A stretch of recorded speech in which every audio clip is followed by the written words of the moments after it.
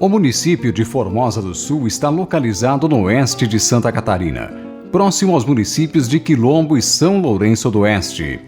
A história de sua colonização está ligada ao processo colonizatório da grande região oeste. Em 1917, teve início o processo de colonização do território de Chapecó. Dentro desse território, parte das terras da região chamada Fazenda Saudades foi vendida para agricultores que residiam no Rio Grande do Sul. No território que atualmente abrange Formosa do Sul, o início da chegada dos migrantes ocorreu no ano de 1952, com a vinda dos primeiros agricultores gaúchos. Mato e uns piquezinhos, sabe? O caminhão não chegou na casa para nós descarregar a mudança, tivemos que deixar na estrada, depois levar com carroça dos braços. Fez o loteamento, digo eu, nos loteamentos aqui dos 4 colônias. Era duas do Luiz Sela e duas do Antônio Sela. Depois o Samovila comprou esse loteamento. Daí ele me vendeu, depois ele veio, de lá uns tempinhos que eu vim morar, ele me vendeu para eu e o Cristiano Malacama. Nos primeiros tempos, as poucas famílias que habitavam a pequena vila em transformação se reuniam na residência de Aurélio da Larriva para participar da missa, realizada esporadicamente. A gente ia lá, rezava o terço, daí o padre Valério aqui de São Lourenço vinha, até ele vinha a cavalo, e daí ele vinha cortando as taquaras com o facão também, né? Foi o seguinte, o padre vinha de São Lourenço, né?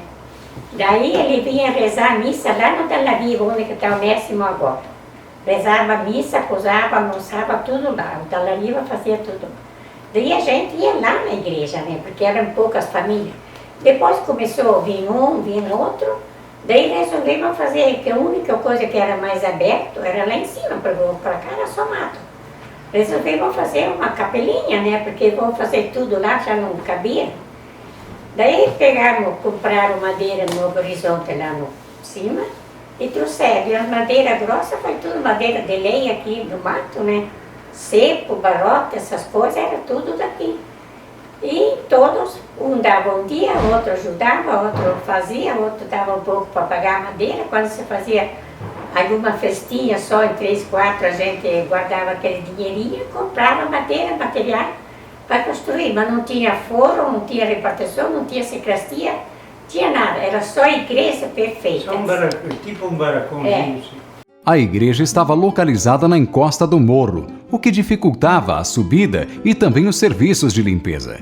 Esses fatores, juntamente com o aumento do número de moradores, fizeram com que a comunidade optasse pela construção de uma capela maior, em um local de mais fácil acesso.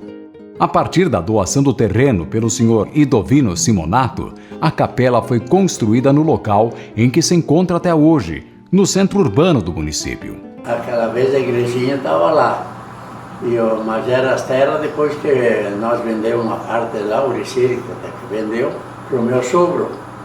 Daí meu sogro queria a igreja lá, uma parte então o Gregório, uma parte queria a igreja lá. Mas a praça era doada aqui. E daí o Samovila me disse, quando ele me vendeu, se a igreja sair lá, porque não estava registrado nada aqueles anos, ele disse, senão vocês fazem lote da praça ali, se a igreja ficar lá em cima, ficava feio. E daí foi feita uma votação, daí nós ganhamos e veio a igreja para cá. Já estava todo mundo que morava para cá, para lá foi pouco que puxou. Antigamente era do Antônio Sela, depois o Samovila comprou tudo e depois o doador da praça fui eu. Depois então, para decidir a decisão da igreja, um queria lá em cima, outro queria aqui embaixo. Daí veio o bispo, e o bispo vinha de Palma. Daí o bispo veio, e o bispo que decidia aonde que era. A maioria dos que queria aqui era que nem um sorteado, né? Quem queria lá em cima, se o mais era lá, então fazia lá. E se o mais era aqui, então fazia aqui. E a maioria quiseram aqui embaixo, né? Então foi feita aqui embaixo. Conforme relatos, o carpinteiro, Sr. José Chiarello, fez um esboço no papel com uma sugestão de modelo para a construção da capela. Ele fixou um modelo na igreja e tanto moradores quanto os padres concordaram com o desenho proposto. Por volta de 1965, a igreja começou a ser construída. Os moradores se revezavam para auxiliar na obra e o fato de existir uma serraria na localidade também contribuiu durante o processo de construção. Quanto tempo que levou para construir essa igreja? Foi tempinho. Foi tempo. Não me lembro mais o tempo que foi. Não me lembro, mas foi um tempo. E foi Porque no começo o vento derrubou, né? assim, quando que estava quase pronto, tem uma ventania, derrubou metade. Levou toda a parte em cima. Conforme o costume católico, após a construção da capela, era necessário eleger um santo padroeiro para a comunidade. Nesse período, Luiz e Maria Sela estavam mudando-se para o município. A imagem do santo padroeiro foi trazida na mudança do casal. Eu me lembro que eles descarregaram a imagem do santo ali, debaixo da casa, que veio da mudança, e descarregaram a imagem de São Cristóvão ali. E daí eu me lembro que descarregaram o santo ali, e não me lembro de ser, não me lembro bem, mas me parece que eles levaram direto para essa igreja que foi construída agora aqui, essa que está hoje. Eu não me lembro de ter visto a imagem do São Cristóvão na outra igrejinha velha ali em cima. Em 1966, após a conclusão da capela, os moradores começaram a organizar eventos em honra a São Cristóvão, o padroeiro da comunidade, popularmente reverenciado como o protetor dos agricultores e motoristas. Além do viés religioso, o evento passou a ter cada vez mais importância social, pois serviu como meio de confraternização entre a comunidade e a região, bem como fonte para a arrecadação de fundos, visando a manutenção e a promoção de melhorias comunitárias.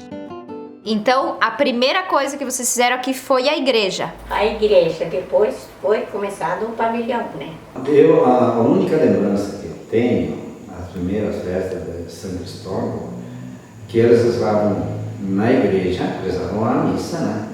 E também a parte de diversão, churrasco, coisa assim, eles armavam uma baraca. E de tarde, assim, tinha aquele jogo da pesca, com a vara, assim, né, pescar as garrafas, né, de cerveja. Tinha mais a roleta, que eles diziam.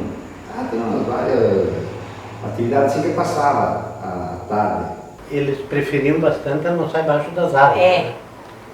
Forte. Aí muitos pegavam o espeto de carne, chegavam ali, fincavam o espeto no chão, sentava com a família ali em roda e almoçava por aí, comprava pão, salada e coisa. E o churrasco, naquela época, a churrasqueira, a gente fazia um valo na terra, né? Lá em cima. Fazia um valo, cavocava tanto, fundo assim, mais ou menos. E o dia antes da festa fazia um fogo para esquentar um pouco a terra, sugar a água, né? Depois do outro dia, então, tu fazia aquela cova cheia de lenha e queimava. E de lado para pôr o churrasco em cima, a gente punhava 2, 4 forquilhas e botava uma vara de mato em cima e botava o espeto, tudo em cima, assim, O né? espeto tudo de madeira, tudo de mato. A gente ia no mato, cortava As varas. as varas, né? Meio grossinha assim, depois descascava ela e Fazia a ponta. E fazia a ponta. E que madeira que tinha que ser? E nós botávamos mais de tudo a tarumã Tarumã e gabiroba. e gabiroba. É, duas que não tinha cheiro, que não dava cheiro na carne, por exemplo, né, que queima. A programação da festa nos primeiros anos era marcada pela celebração da missa, o almoço à base de churrasco e à tarde jogos e rodas de conversas. Baile não era muito, mas cantoria, e jogavam bocha, baralho. E a juventude ficava ali conversando também, não tinha baile, essas coisas, né? Botavam uma música lá para passar o tempo, né? A gente não saía dali. Talvez tinha gaita, tocava gaita e coisa assim. Em alguma casa dançava. Que nem na tarde, embaixo das barracas, assim, né? Daí eles pegavam, se reuniam ali em 3, 4, cantavam música italiana, tocavam gaita. Daí formavam aquelas cantorias italianas e aquele jogo de mora, jogava mora em cima na mesa, né? Daí fazia a diversão, a maioria dos homens era isso aqui, né? Cantar e jogar mora e coisa assim. Hoje não tem mais assim, só tem o jogo do bingo, né? Depois do almoço, né? churrasco, né, tem o jogo do bingo. Depois começa a matiné, então não tem mais aquelas cantorias que nem tinha esses anos atrás, né? Que antigamente, esses anos atrás, era o divertimento de tarde, era se reunir um grupo de mulheres, de homens, cantar músicas antigas, né? Italianas, principalmente, né? Então se fazia também essas músicas na época, né? Então esse era o baile na época, né? As cantorias das pessoas mesmo, né? Nos primeiros anos, os moradores dividiam todas as tarefas, a fim de atender a demanda durante o evento. As comunidades que agora tem capelas fora, era tudo uma só, né? Só São Cristóvão. Daí se ajudava. A gente tinha que fazer tudo, limpar galinha, porco, gado, e era arrecadado. As mulheres se ajudavam, faziam pão, cuca, tudo. Esses anos atrás a arrecadação era feita de forma assim, diferente de hoje, né? Então tinha alguém escalado, passava nas famílias e arrecadavam suíno, galinha, bezerros. Então isso depois no dia da festa era leiloado, né? A arrecadação naquela época era escalada, vamos supor, o festeiro não fazia, né? Mas fazia com uma carrocinha. Ele ia com a carroça, ele arrecadava um porco, arrecadava melos de milho, arrecadava umas galinhas, e daí botava tudo na carroça, né?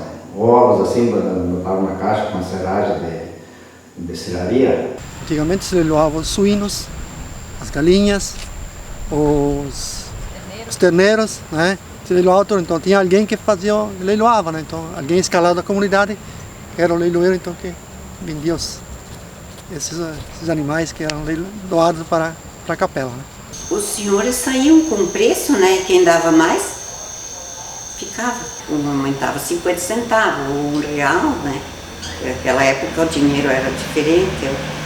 O leilão era leiloado, os foram leiloavam um pudim, pegavam na mão assim, e erguia aquele pudim, e daí o cara dava um lance, e depois quem dá mais, e ia passando, né? Quem dá mais, e até que chegava uma conclusão que o pudim estava pago, e na verdade daí eles entregavam para o cara que mais dava o pudim. Então os leilões que são feitos hoje, por exemplo, você coloca lá um bolo do Inter e um bolo do Grêmio, né? Então você faz o leilão, quem dá mais, né, leva o bolo, né? Então é uma concorrência. No caso do esporte, né, no caso do Internacional e o Grêmio, então tem aqueles fanáticos que fazem com que então isso ocorra, né? Um leilão também nessa parte. Outro leilão também que existe é um bolo de uma carreta, né?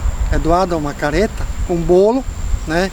Então esse bolo é leiloado também no dia da festa. Hoje é um pouco diferente, então essa arrecadação é feita de forma assim, a gente escala as pessoas, né? As pessoas para doarem uma certa quantia de dinheiro para arrecadar então os objetos que são doados, né? Nas primeiras edições, as crianças costumavam se vestir como anjinhos. Elas eram acompanhadas pelas catequistas, que também eram responsáveis pela ornamentação do santo e da igreja. Além disso, eram confeccionadas lembranças para os visitantes da festa. Antigamente, o que a gente fazia? Aquela lembrancinha que eu me lembro que nós, geralmente eram os jovens que tinham que fazer a lembrancinha da festa. E aí a gente se reunia à noite na casa de alguém dos jovens e fazíamos inúmeras lembrancinhas. Mas a lembrancinha, a gente fazia uma fita e usava como é que chamavam aquela... Não, mas tinha um raminho verde que nós usávamos. Né? Cipreste? Não, é tipo um cipreste, né? Colocava na fita e escrevia lá, tudo à mão, não tinha computador, não tinha nada naquela época. Aí já começou aquela questão de festeiros de honra, como a pessoa recebe o convite para festeiro de honra, ela se sente gratificada, aí ela participa, né? Recebi convite para festeiro de honra na festa de São Cristóvão, vou lá. Então recebe um prêmio, às vezes o festeiro de honra. Com o passar dos anos, muitos costumes foram sendo modificados. Contudo, algumas expressões permanecem vivas até hoje. Atualmente, o planejamento da festa começa dias antes de sua celebração, com a organização dos festeiros e a divisão das tarefas. Hoje o conselho se reúne, né, escolhe os festeiros em torno de 18 a 20 casais, né? Depois esses casais se dividem por setores, né? Setor da carne, setor da cozinha, setor da bebida, da rifa, da procissão, né? Então cada um tem a sua pasta, né? Mas depois tudo é um conjunto só que trabalha, né? A programação é marcada pela bênção dos carros, seguida da missa. Logo após, é servido o almoço com base no tradicional churrasco, além de saladas, pães e cucas. Também são oferecidas sobremesas diversas. Durante a tarde, ocorre o leilão de bolos, rifa, bingo e matinê que segue até o final do dia. Começa de manhã com a procissão, lá pelas 9 horas, começa a procissão, é costume, né? Depois das 10 horas tem a Santa Missa, de meio-dia churrascada, né? E à tarde tem bingo, tem bolo, pudim, que é comer, e mais também o matinê, né? Fecha com isso.